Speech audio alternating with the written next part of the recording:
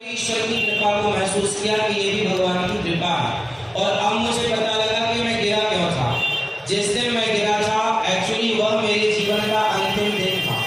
मेरी मृत्यु हो चुकी थी उस दिन, मुझे मरना था। ये समझ लीजिए कि मैं उस दिन मेरी जीवन लीला पूरी हो गई थी, परंतु शायद भगवान को इस दास के द्वारा कुछ कराना था, इसलिए मार करके भी उन्होंने फिर से जिंदा कर दिया। तो मेरा ये तब से मेरा भाव है कि मैं मरा हुआ हूँ। आप मुझे देख रहे हैं, ये समझ के देखिए कि मैं मरा हुआ ही हूँ। अब यदि जिंदा हूँ तो केवल ठाकुर जी की कुछ सेवाओं के लिए जो निमित्त ठाकुर जी ने बना रखा है। तो मेरी सारी जिंदगी, आप लोग कहते हैं कि दास अनिरुद्ध सेवा करता है, क्यों? क्योंकि अब ये जिंदगी मेरी है ही नहीं। मैं तो अपने आप को मरा हुआ मानता हूँ। उसी दिन से मैंने अपने आप को मरा हुआ मान लिया। बताइए, लोग तो 2 फीट से गिरते हैं मर जाते हैं, 5 फीट से कोई गिरता है खबर आती है मर गए। मैं 20-25 फीट से गिरा, मरा नहीं। इसका मतलब क्या है कि ठाकुर जी ने जीवित रखा है तो किसी उद्देश्य के लिए रखा है। शायद आप लोगों के चरण धुलने के लिए जीवित रखा है, शायद आप जैसे ब्राह्मणों के दर्शन के लिए जीवित रखा है, शायद आप जैसे ब्राह्मणों के द्वारा इन यजमानों का कल्याण हो भागवत जी के द्वारा इसलिए जीवित रखा है, शायद माताओं की सेवा के लिए जीवित रखा है, शायद अन्य क्षेत्र के लिए जीवित रखा है, शायद वृंदावन के बंदरों के लिए जीवित रखा हो कि इन्हें भी सेवा करना है, उनकी भी सेवा करना है। तो कारण बहुत सारे हो सकते हैं, परंतु ये दास अनिरुद्ध, बस मैं मरा हुआ हूँ ये समझिएगा। यदि जीवन है तो केवल सेवा ही परमो धर्म। इसलिए दास ने लिखा है, एक ही संकल्प एक ही नारा, सेवा ही है धर्म हमारा। हमारा धर्म केवल सेवा है, ठाकुर जी की सेवा, आप जनों की सेवा, गुरुजनों की सेवा, जो बन जाए वो सेवा करना है। तो ये दास आप सभी के चरणों में बारंबार नमन करता है और ठाकुर जी से यही प्रार्थना प्रभु कि बस अपने चरणों में सदा लगाए रखना। बस एक छोटी सी लाइन मैंने बहुत पहले सुनी थी, वो मैंने गाई है, वही आपके चरणों में दोहरा कर के वाणी इतनी कृपा सांवरे बनाए रखना, हरते दम तक सेवा में लगाए रखना, हरते दम तक सेवा में लगाए रखना, इतनी कृपा सांवरे बनाए रखना, हरते दम तक सेवा में लगाए रखना, इतनी कृपा। बोलिए भक्त वत्सल भगवान की। बस ठाकुर जी से ही चाहता हूँ, आप सभी विप्र देवताओं ने आशीर्वाद दे ही दिया। ये जो सेवाएं चल रही हैं, बस मैं आपकी सदा सेवा करता रहूं और सेवा करते करते ही अब ये जो जीवन ठाकुर जी ने दिया है उनके चरणों में समा जाए, सेवा करते करते। बस यही सबके चरणों में बारंबार नमन।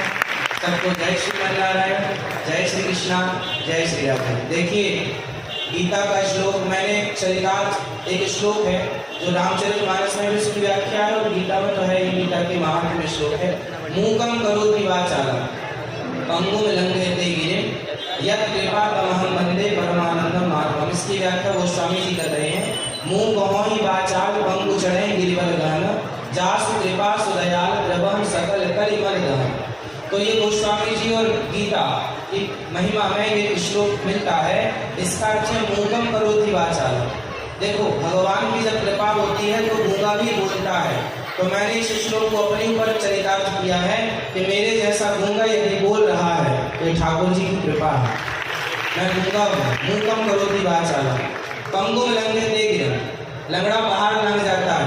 मैंने बताया कि मैं गिर गया था, डॉक्टर ने कहा लंगड़ा हो जाएगा, लेकिन जब ठाकुर जी पकड़े तो फिर मैं तो दौड़ भी लेता हूँ। ठाकुर जी की कृपा जब हुई तो मूकम करोति वाचालम पंगुम लंघयते गिरिम। तो ये दास अनिरुद्ध लंगड़ा होकर भी दौड़ता है और सेवा करता है। डॉक्टर ने जब अंतिम एक्सरे किया तो डॉक्टरों को आश्चर्य हुआ था कि यह हड्डी जहाँ की तहाँ जस की तस बिना, और सबसे बड़ा आश्चर्य ये था कोई ऑपरेशन नहीं करना पड़ा, बिना ऑपरेशन के हड्डी जस की तस जुड़ गई और अब ये दास आपकी सेवा के लिए दौड़ता रहता है। तो मूकम करोति वाचालम, मेरे जैसा गूंगा बोल रहा है और मेरे जैसा लंगड़ा भी आप जनों की परिक्रमा लगाकर वृंदावन की परिक्रमा, राज्य की परिक्रमा लगाने की योग हो गया है। तो पंगुम लंघयते गिरिम, उसी लंगड़े पर में मैं बैसाखी लेके, डॉक्टर ने कहा था आराम करना है, घर आ गया था, छुट्टी हो गई थी, तो मेरे गांव में एक सज्जन मिल गए, हम दोनों पैदल घर से निकल पड़े चित्रकूट के लिए। संयोग बस ट्रेन मिल गई, ट्रेन में बैठे, एक ही गमछा था, एक लपेटा था, एक ओढ़ा था, एक बनियान पहनी थी बस। उसी बैसाखी लेकर, आश्चर्य मानेंगे, बैसाखी लेकर मैंने उसी हाल में कामतानाथ की परिक्रमा पैदल लगाई थी। उसी समय जब डॉक्टर ने बोला था कि आपको रेस्ट करना है, मैंने कहा जीवन तो जाएगा ही जाएगा, कामतानाथ जी की परिक्रमा तो देखिए मूकम करोति वाचालम, उसी मैंने बैसाखी लेकर परिक्रमा लगाई कामतानाथ जी की चित्रकूट में। तो मूकम करोति वाचालम पंगुम लंघयते गिरम, कामतानाथ जी जैसे पर्वत की परिक्रमा ये लंगड़े ने लगाई। तो गीता का श्लोक, यदि भगवान पे विश्वास है तो ये मैं इस बात का गवाह हूँ कि गूंगा भी बोलता और लंगड़ा भी दौड़ता हूँ, यदि भगवान की कृपा हो तो।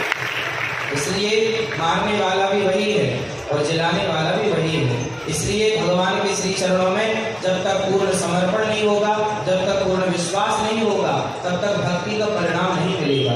लोग कहते हैं कि हम भक्ति करते हैं, हमें तो कोई फल मिलता नहीं।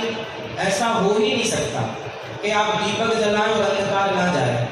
क्या ऐसा हो सकता है कि दीपक जलाएं और अंधकार ना जाए? आप भक्ति करें और परिणाम ना मिले, ऐसा हो नहीं सकता। आप सच्ची भक्ति करें तो सही, द्रौपदी बन के पुकारें तो सही, गोविंद तो आएंगे।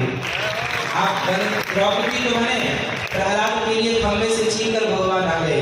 तो मुझे तो लगता है कि देखिए, भगवान पर जब विश्वास होता है तो भगवान ही अपने भक्त की रक्षा करते हैं। पग पग पर मेरी रक्षा ठाकुर जी ने की, छत से गिरा तब भी रक्षा की। और अभी मेरी वाणी से जब राधा शब्द निकला तो स्वामी श्री कल्पात्री जी को प्रकट होकर आना पड़ा उस बात की सिद्धि के लिए।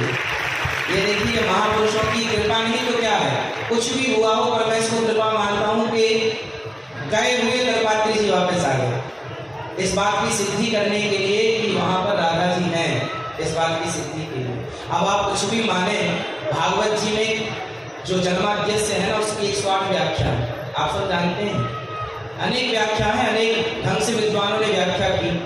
जब जन्माद्यस्य की 108 व्याख्या हो सकती है तो राधा बंधु भटान हृदय की 2-4 व्याख्या क्यों नहीं हो सकती? और इस बात की पुष्टि, चलो मैं तो गूंगा हूँ, मूकम करोति वाचालम, गूंगा, मेरे जैसे गूंगे की बात को सिद्ध करने के लिए स्वामी श्री कल्पात्री जी को आना पड़ा कि जो दास कह रहा है वह भी है।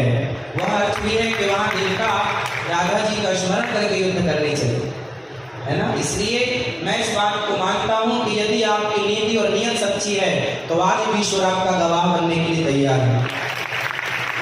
ईश्वर आपकी गवाही देंगे। कितनी कथा आपने, आप लोग खुद ब्राह्मण है, आपको सुनाते हैं कि भक्ति की कथा प्रचलित है कि भगवान का भक्त भोला भाला था, उसकी गवाही देने के लिए भगवान जज के सामने प्रकट हुए थे। ये कथा आप सब जानते होंगे, इसलिए सुनाने की आवश्यकता नहीं है। तो भगवान स्वयं जज बन के आए।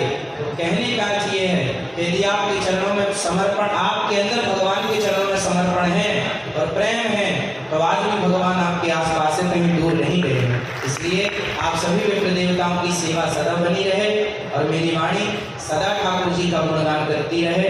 बस यही आप लोगों से बारंबार निवेदन है कि ऐसी कृपा कीजिएगा कि मेरी वाणी सदा गोविंद का गुणगान करती रहे, श्री राधा रानी का गुणगान करती रहे, सदा आप जनों की सेवा करता रहूं। सबको जय श्रीमन नारायण, जय श्री कृष्ण।